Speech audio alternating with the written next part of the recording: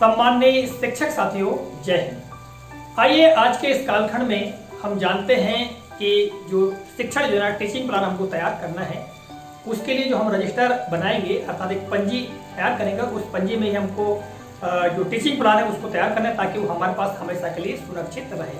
तो साथियों, जो रजिस्टर है उसमें खंड किस प्रकार हमको तैयार करने हैं ताकि जो कालमों में लिखी गई जानकारी है उसको बार बार लिखने की आवश्यकता ना पड़े। जैसा कि आप यहाँ पर देख रहे हैं, पिछले कालखंड में मैंने आपको एक टीचिंग प्लान के बारे में जानकारी दी थी, तो उसके खंड यहाँ खींचे हुए हैं।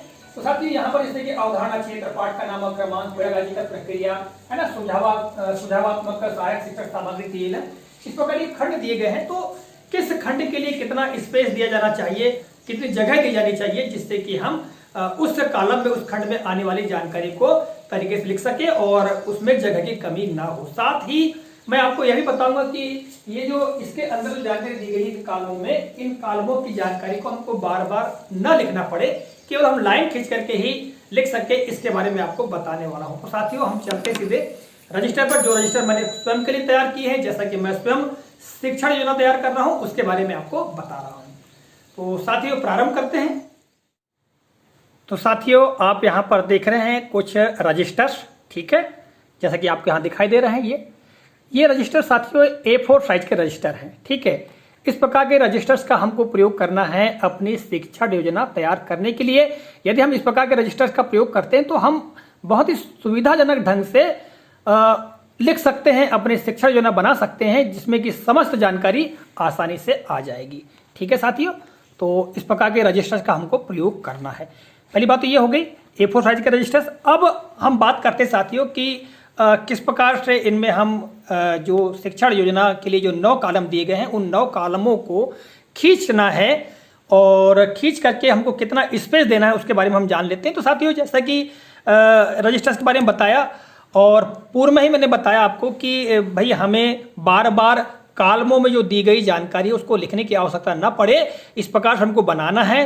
तो साथियों, इसके लिए क्या करें, सबसे पहले तो आप किसी सफ़ेद कागज या कोई भी कागज ले लें, उसमें छोटी छोटी जो स्ट्रिप है, पट्टियां हैं, ऐसी काट लें। और उनको काटने के पश्चात हम क्या करें, जैसा कि इसी रजिस्टर में उदाहरण के तौर पर बताता हूँ आपको। जैसे कि ये पहला पेज है और यहाँ इंडेक्स लिया हुआ है, ठीक है साथियों। और हम ये जो पेज है कहना चाहिए, यहाँ से हमको लिखना प्रारंभ करना है। किंतु जो शिक्षण योजना तैयार करनी है उसमें जो 9 कॉलम दिए गए हैं, तो 9 कॉलमों के लिए साथियों हमको 2 पेजों की आवश्यकता होगी, ठीक है। इन 2 पेज हम लेंगे यदि एक शिक्षण योजना तैयार करने के लिए, तो बहुत ही आसानी से, और हमारे पास बहुत स्पेस होगा जो भी जानकारियां हैं उनको लिखने के लिए। तो हम क्या करें, जैसे कि ये पहला पन्ना है, इस पहले पन्ने के एक स्ट्रिप लेकर के हम इसको यहाँ पर जोड़ देंगे। इसके लिए हम टेप का प्रयोग कर सकते हैं, गोंद का प्रयोग कर सकते हैं, ठीक है। और इस प्रकार जोड़ देंगे साथियों। अभी मैं आपको बताऊंगा कि मैंने किस प्रकार जोड़ करके अपने लिए रजिस्टर्स तैयार किया है, ठीक है। और यहाँ पर साथियों हम जो जानकारियां हैं, खंड है, वो लिख लेंगे।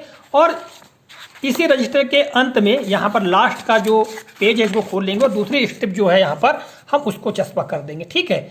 अभी मैं आपको बताता हूँ कि हम कैसा करेंगे। देखिएगा, जो रजिस्टर मैंने स्वयं के लिए तैयार किया है, तो साथियों इसको आप देख लीजिएगा। यहाँ पर मैं आपको बता देना चाह रहा हूँ कि किस प्रकार मैंने तैयार किए हैं। आप देख पा रहे हैं साथियों, ये स्ट्रिप्स लगी हुई हैं। अब देखिएगा, ये पहला पन्ना काय का हो गया, इंडेक्स का, है ना। यहाँ पर हम लिख लेंगे कि किस पृष्ठ क्रमांक पर कौन सी शिक्षा योजना हमने बनाई है, किस पाठ के लिए बनाई है, उसका पूरा विवरण यहाँ पर आ जाएगा। और साथियों, ये पहला पेज है ना, इस पहले पन्ने पर आप देख रहे हैं मैंने यहाँ पर एक जो स्ट्रिप है, पट्टी है, वो चिपका दी है, ठीक है। और उचित स्पेस देते हुए मैंने यहाँ पर कॉलम या खंड बना लिए हैं, ठीक है। ये आप देख पा रहे होंगे, इसी पेज पर यहाँ पीछे साइड से मैंने चिपका दिया है, ये टेप से टेपिंग कर दी है, ठीक है। इसके पश्चात साथियों, जैसा कि आप देख रहे हैं, ये दूसरी स्ट्रिप जो है, इस दूसरी स्ट्रिप को मैंने लास्ट के पेज से, ये देखिएगा, ये लास्ट का पेज है, इस लास्ट के पेज में इस स्ट्रिप को चिपका दिया है, ठीक है। आप देख पा रहे हैं। और यहाँ खंड बना दिया। अभी ये कोरा है, मैंने नहीं खींचा है कॉलम। अब देखिएगा, जब हम कॉलम या खंड बनाएंगे साथियों, तो अब यहाँ पर हमने पूर्व में ही क्या कर लिया है कि जितना हमको स्पेस चाहिए किसी जानकारी को लिखने के लिए, देने के लिए, तो उतना स्पेस देते हुए हमने यहाँ पर खंड पहले ही बना लिए हैं, ठीक है। जैसा कि आप देख रहे हैं, अवधारणा क्षेत्र, पाठ का नाम और क्रमांक, पेडागॉजिकल प्रक्रिया, गतिविधियां प्रस्तावना, सुझावात्मक सहायक शिक्षण सामग्री TLM, अनुमानित कालखंड, है ना। इस तरह लर्निंग इंडिकेटर, फिर मूल्यांकन हेतु गतिविधियां, प्रश्न आओ करके सीखें, घर में खेल खेल में, और लर्निंग आउटकम्स। ठीक है, तो इस तरह से 9 कॉलमों के लिए साथियों मैंने स्पेस दिया है। और देखिएगा, सबसे पहली बात तो हम बात करें अवधारणा क्षेत्र की, तो अवधारणा क्षेत्र में हमको बहुत ज्यादा स्पेस देने की आवश्यकता नहीं है, क्योंकि किसी पाठ के लिए जो अवधारणाएं हैं केवल हमको अवधारणाओं को 4-6 बिंदुओं में ही लिखना है। पाठ का नाम और क्रमांक के लिए बहुत कम स्पेस देना चाहिए, क्योंकि केवल पाठ का नाम ही लिखना है और क्रमांक ही लिखना है, तो इसमें ज्यादा स्पेस देने की आवश्यकता बिल्कुल नहीं है। अब बात आती है साथियों पेडागॉजिकल प्रक्रिया, गतिविधियां और प्रस्तावना, इसमें थोड़ा सा ज्यादा स्पेस देने की आवश्यकता है। और साथियों मैंने तो सबसे ज्यादा स्पेस इसी में दिया है। क्यों दिया है? क्योंकि पेडागॉजिकल प्रक्रिया किसी पाठ को पढ़ाने के लिए हमको काफी कुछ बिंदुओं को यहाँ पर समावेशित करना पड़ेगा, कई प्रकार की गतिविधियों का विवरण देना पड़ेगा, प्रस्तावना के बारे में जानकारी देनी होगी। आगे हम देखते हैं साथियों, तो सुझावात्मक सहायक शिक्षण सामग्री TLM। तो साथियों जैसा कि ये पूरे पृष्ठ को हमने लिया है, यानी कुल मिला के 2 पृष्ठ लिए हैं, तो यहाँ पर हम TLM के बारे में उस पार्ट में जो TLM का उपयोग करेंगे, तो इसके लिए यहाँ पर्याप्त स्पेस है। हमने ज्यादा स्पेस नहीं दिया है, क्योंकि केवल TLM के नाम भर लिखना है आपको इसके लिए। इसके पश्चात आप देखिएगा अनुमानित कालखंड और समय, इसके लिए मैंने बहुत कम स्पेस दिया, क्योंकि यहाँ पर केवल आपको कालखंड लिखने हैं कि कितने कालखंड में ये जो पाठ है पूरा हो जाएगा, तो इसलिए आपको बहुत कम देने की आवश्यकता, ताकि दूसरे जो खंड है, दूसरी जो जानकारी है, उसके लिए अधिक स्पेस आपको मिल सके। फिर आता साथियों लर्निंग इंडिकेटर, सीखने के संकेतक, तो इसके लिए भी मैंने कुछ ज्यादा जगह दी है, अर्थात सुझावात्मक सहायक शिक्षण सामग्री से कुछ ज्यादा स्पेस दिया है। क्यों? क्योंकि इसमें हमको लर्निंग इंडिकेटर्स लिखने की आवश्यकता होगी। इसके बाद में मूल्यांकन हेतु गतिविधियां और प्रश्न, साथियों इसके लिए मैंने ये लगभग बराबर स्पेस दिया है दोनों में। ठीक है, और यहां पर हम उन प्रश्नों को, उन गतिविधियों को समावेशित करेंगे जिसके माध्यम से हम बच्चों का मूल्यांकन कर सकते हैं। इसके पश्चात आओ करके सीखे, घर में खेल खेल में, इसमें भी साथियों मैंने इनके बराबर ही स्पेस दिया है, क्योंकि इसमें भी हमको गतिविधियां लिखनी होंगी, है ना, और कुछ खेल भी हो सकते हैं, वो भी हम लिख सकते हैं, जो जानकारी है वो विवरण दे सकते हैं। और अंत में साथियों लर्निंग आउटकम्स, तो लर्निंग आउटकम्स जो पाठ हम लिखेंगे, उस पाठ के जितने भी लर्निंग आउटकम्स होंगे उसके लिए भी हमको इतने स्पेस देने की आवश्यकता है।